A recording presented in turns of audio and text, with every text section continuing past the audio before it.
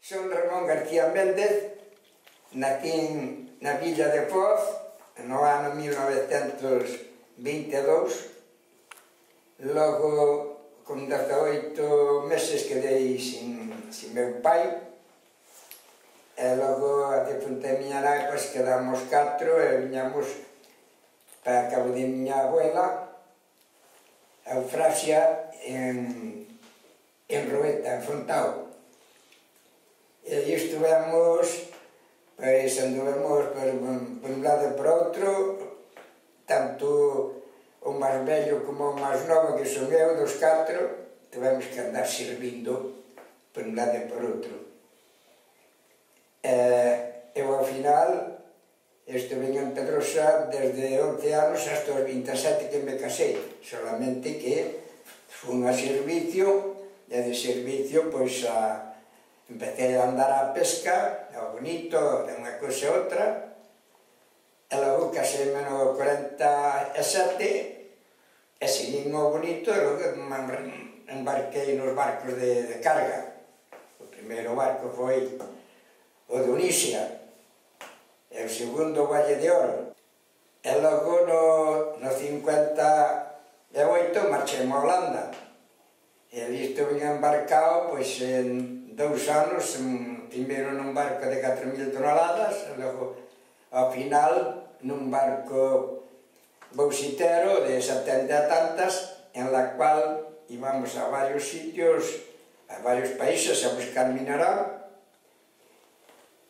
Íbamos a África, a Liberia, que é a capital de Monrovia, e no ano 60 desertei ali.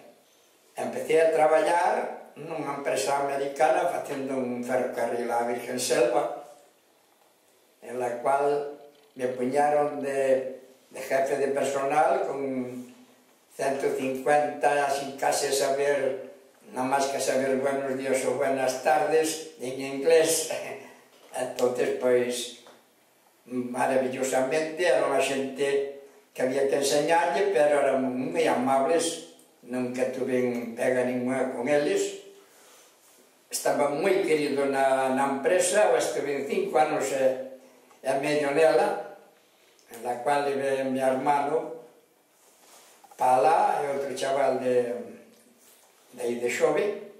Logo, despois, viña de vacacións todos os anos, normalmente no mes de julio, para acoller a festa da Virgen do Carme, en la cual, pois, no ano 65,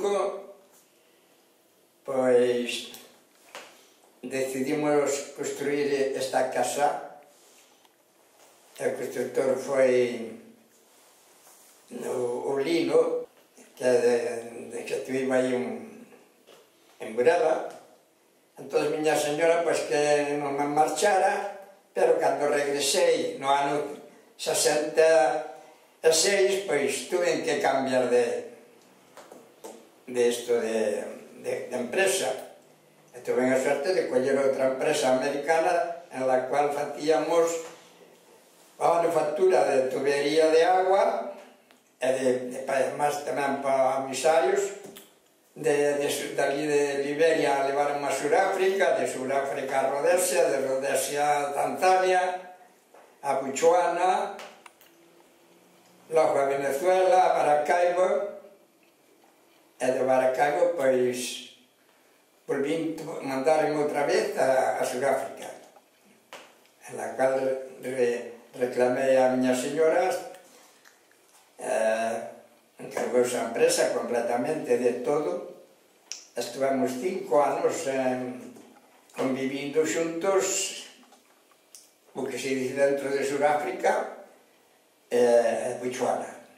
No ano 75 regresamos ao país, despois de vir de vacacións varias. Ramón, tes 92 anos, eres un dos homes deste pobo que máis ha vivido, que máis sabes de todo.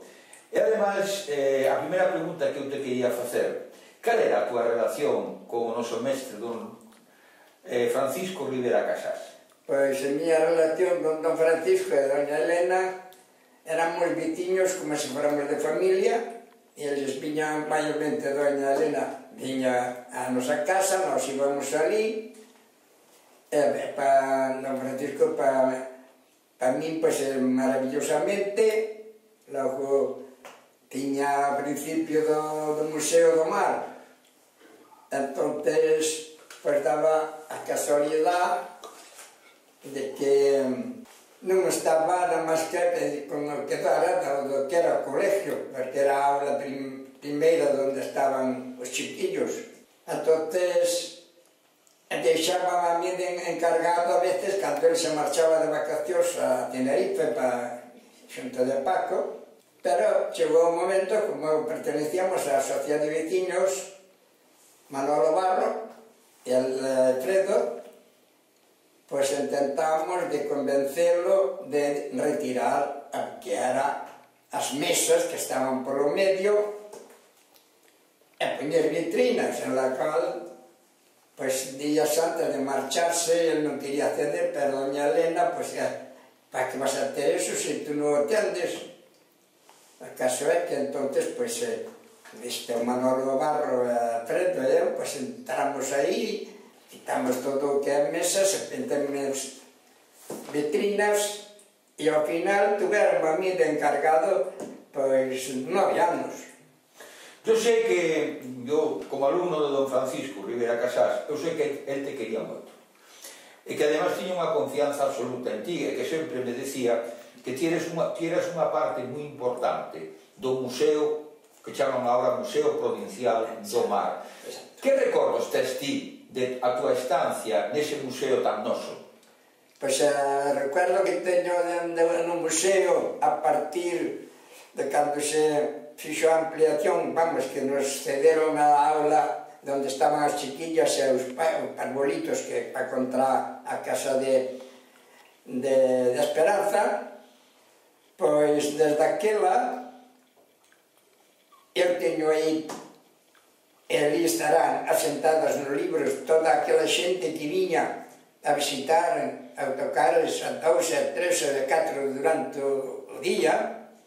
Entonces toda esa xente viña, unha persona que o que facía de vigía, de encargada, era a que anotaba no libro a cantidade de personal que viña, de onde eran, a que sociedades pertenecían, en la cual que os últimos anos chegamos a 5.000 personas visitando eso, que teño aí casualmente, e podese ir a, se non queimaron todo, porque está eso tratado abandonado.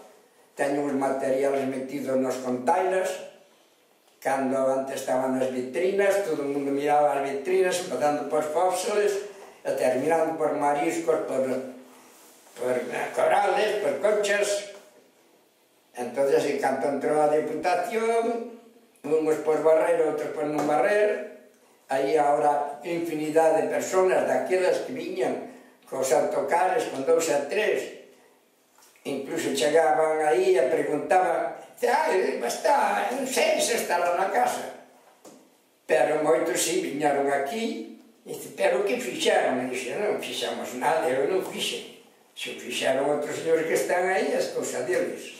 Ben, nos has contado que fuches mariñeiro e pescador. Mariñeiro e pescador. A pregunta eres fillo de mariñeiro, sí. Eres irmão de mariñeiros, gustache o mar? Gústame o mar, levántame e vino para o mar, fico mirando. Pero empecé con 19 anos ao bonito, con un laureano pillado, no mascote, e vou para servicio, dei 2 anos, e logo regresei e fui para Burela. E anduve xa digo a pesca de bonito, de chicharrón, e logo, pois sempre, hasta que xa digo, anos 50, marchei para o cabotaje, porque se dice barcos de carga, non? Cando estabas no mascote, te acordas máis ou menos daquela, un quiñón, que era o que se levantaba cando se terminaba a costeira do bonito, cantos cuartos eran aproximadamente? Non sei, no mascote, cando eu anduve, salimos a últimos de junio, en septiembre ingresé no servicio, vamos, non sei que ganaría, pero que se ganaba, vamos a poñer en Burela despois, a partir do ano 44, pois todo máis 2.000 pesetas, 13.000 pesetas eran os barcos que... Logo despois había algún que facían 5.000 pesetas de quiñón, que se dicía de quiñón do que se... Entonces, pois, ese... Logo, estás navegando como moita xente daqui, da Mariña, no cabotaxe, non? Sí. Sorpréndenos que foras además un mariñeiro que non te dedicabas a viaxar por o Cantábrico, como había moito, sino que as túas singladuras eran moito máis longe. Has falado de África, de Venezuela... Que experiencia te daba a ti, un home daqui, de San Ciprián, ou de Foz, ou da Vila Mariñeira, de Foz, conocer novas terras, novas xentes, novos climas, novas formas de vida? Moita diferencia, por a seguinte razón, que aquí este país estábamos, claro, de salir dunha guerra, unha guerra, pois, que era... Foi unha guerra enfrentada, algo que o goberno que quedou tuvo que facer escaleiras para subir, como están facendo agora outros. Pero no estranxero andaba nun barco de 400 toneladas, non, chegaba a un, de 300 e pico, de Indonesia, de cociñeiro, porque antes que foi un pouco a botaje, anduve sempre de cociñeiro. Cobrábamos daquela 1.500 pesetas. Tanto o contramaestre, que vive ainda aí, Paco Aleu, e había que dormir, non había o teto, xa non recordo os que éramos, había a proa, cando marchei pa Holanda, no ano 58, pois embarquei nun barco de 2.000 toneladas, 2.000 e pico, con meu camarote, comendo na mesa co capitán, comendo a mesma comida que era para todos. O capitán era un mariñeiro máis, moi querido por eles, por todos eles, eran holandeses, e facíamos a ruta Rotterdam, Portugal, a capital, como chaman? Lisboa. Ali xa había un muelle, porque esa empresa xa antes da Segunda Guerra Mundial tiña 4 barcos facendo esas rutas. Entón, ali, pois, chegábamos, aquilo xa estaba un muelle todo, logo dali cargábamos, viñamos ao porto, cargábamos viño, cargábamos conserva, mármol, corcho, logo aceite, e logo íbamos a Amberes. En Amberes descargábamos o que iba para ali, cargábamos e íbamos a Rotterdam. De Rotterdam a Lisboa. Eran 4 barcos, que un estaba, nos supoñer, en Rotterdam, outro polo Golfo de Vizcaya, e outro en Portugal, ou igual nos encontrábamos. Non había outra ruta. Eses 4 barcos da empresa esa, tiña outros barcos, tiña moitos barcos grandes, pero eran, xa digo, tiñan eso xa. Que llevábamos a Portugal? Pues llevábamos aparatos domésticos, coches, Mercedes, Volkswagen, de diferentes tipos de coches, non? Coches pequenos iban a baixo a poñer nas bodegas, e arriba, pues, moitas veces levábamos chases para autocares ou para camións de peso, non? Has dicho unha cousa que me ha parecido moi interesante, que es que traballabas en barcos que cargaban bauxita. Curiosamente, a bauxita é un mineral do aluminio, o que temos aí agora. Tú que has vivido tanto, que has vivido o mar, que has vivido este porto, cando era porto de mariñeiros, que diferencias encontras de teu tempo de xente de mar, de San Ciprián, de patrones, con este San Ciprián da industria, con moita xente de fora? Cal é a túa visión das cousas? Moita. Para vivir dentro do que é o pueblo, vívese mellor. Ahora, O que se dice a pesca, aquí, pois, eu non anduve, nada máis que non xa digo nada, pero en Burela, pois era moi diferente dos de aquí. E siguen. Aquí chegou o momento de que había unha escoba, nin barría, nin deixaban barrir. E así quedou o pueblo sin facer un puerto abrigoso para ter a flota aquí, ou que ir para Burela, ou que ir para Coruña. Entón aquí está San Ciprián. Por non haber unión, e as persoas que facían de representando o que era os armadores daqueles barcos, 30 e tantos barcos, pois non se deron conta de que había unhas persoas que non estaban onde tiñan que estar. Chegastes a navegar algunha vez con Cipriano Ponte?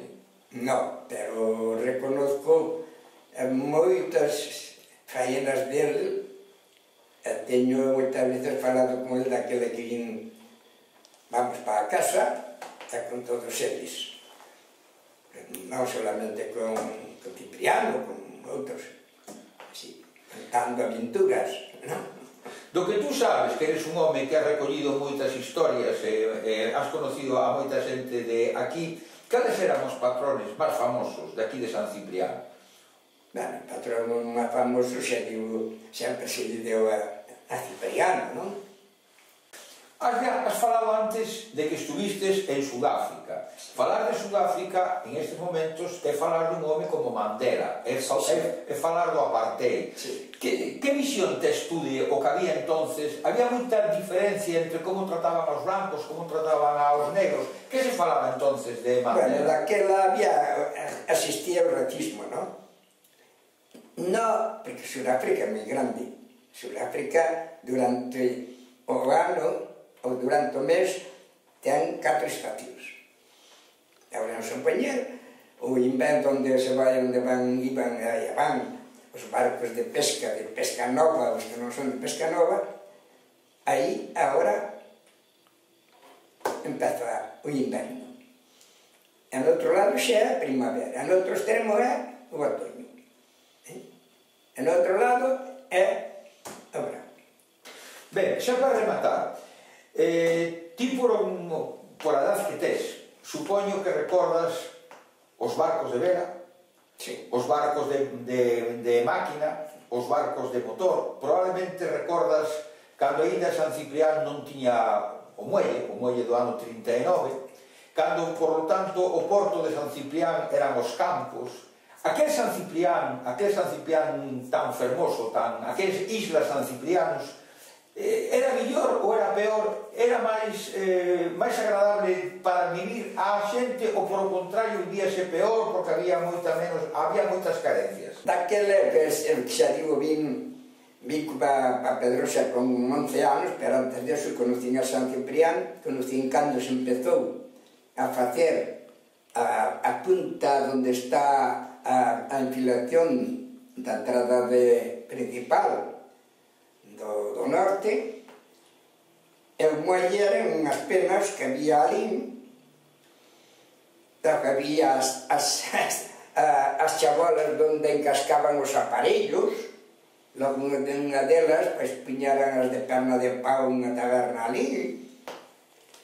Recordo os barcos de vela porque eu, ainda non cumprir os 7 anos, por mediación do abuelo destes costoiras que hai hoxe, miña hermana Cristina, pois ve con 16 anos para aí, e o cura que había en morar daquela, que chamaban para espallar, facíalle falta todos os días a casa de Silvestre traer a correspondencia pola maña e pola tarde. E que recordo que nunha ocasión de inverno, pois eu quería vir á casa e non me deixaban, vamos a cuiña, e escapello ao cura. E vin todo pola beira do mar, e cando cheguei aí, onde está a fábrica de conserva, o digo do Salazón, e a fábrica de serra, pois estaban ali serrando, recordo a caldeira, recordo todo aquilo, e dixo-me un euro, onde vas? Pois pasa isto, paite por ali a tal. E recordo como a hoxe que contei 12 barcos metidos no río de Vela. E recordo dun señor que me ten dito que tuvera un grabador polas mañás a música que se formaban os estais, a flechastes e todo, cada barco pois tiña un sistema. Eso era unha cousa que hoxe sería moi valorada. Moi ben.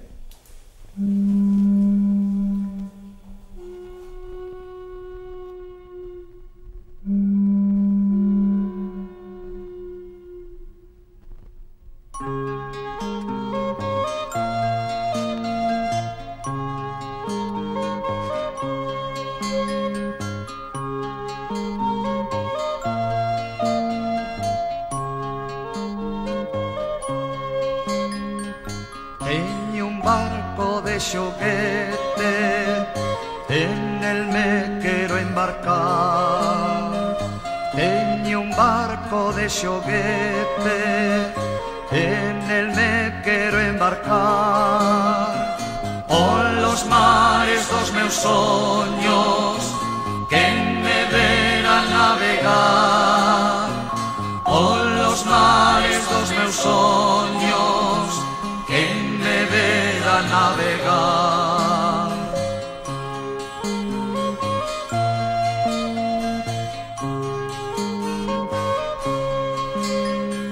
Navegaré por 1000 ríos, 7 mares hei cruzar. Navegaré por 1000 ríos, 7 mares hei cruzar. No meu barco de xoguete cansarei de viaxar. No meu barco de xoguete cansarei de viaxar.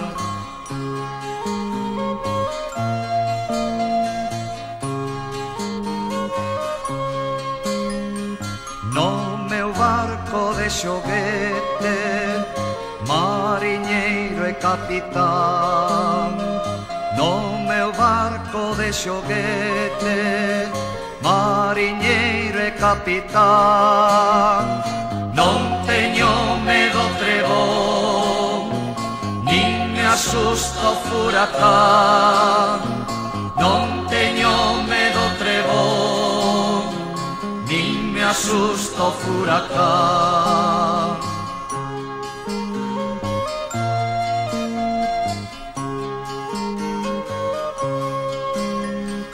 O meu barco de xoguete, o meu barco moito val.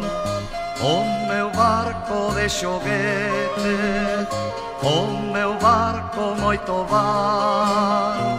Verei terras, verei illas, verei mares de coral. Verei terras, verei illas, verei mares de coral.